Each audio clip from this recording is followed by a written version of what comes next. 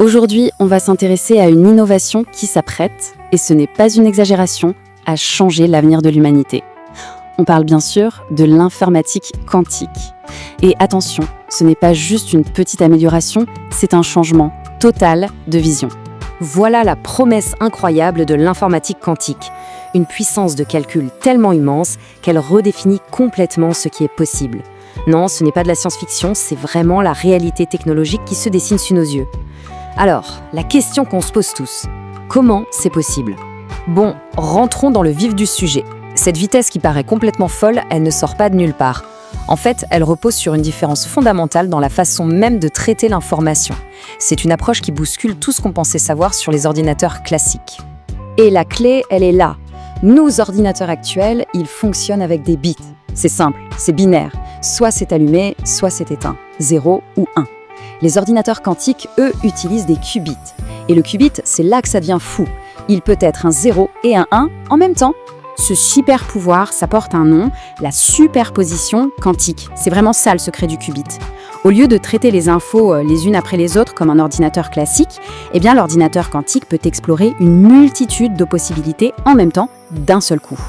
Et ce n'est pas tout, ça va encore plus loin. Il y a un autre phénomène qu'on appelle l'intrication quantique. En gros, ça lie le destin de plusieurs qubits. Une fois qu'ils sont intriqués, ils se comportent comme un seul système, un système surpuissant, et ça multiplie la capacité de calcul de façon exponentielle.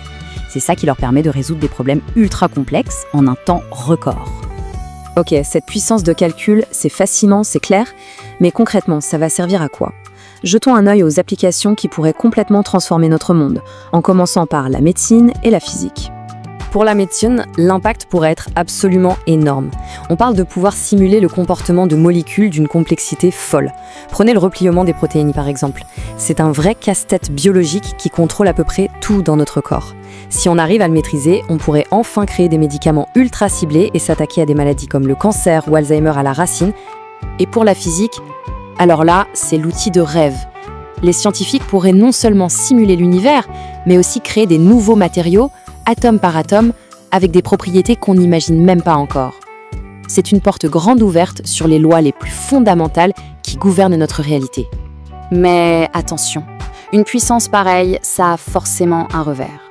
C'est une promesse, oui, mais c'est aussi une menace potentielle, surtout dans un domaine qui vous concerne tous, notre sécurité numérique.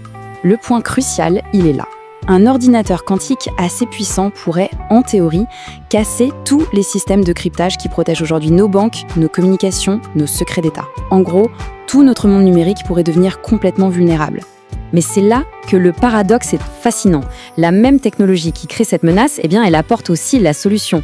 L'informatique quantique, ça permet de développer des nouvelles méthodes de cryptage basées directement sur les lois de la physique qui seraient, en théorie, impossible à pirater. On est donc vraiment au début d'une toute nouvelle ère pour la cybersécurité.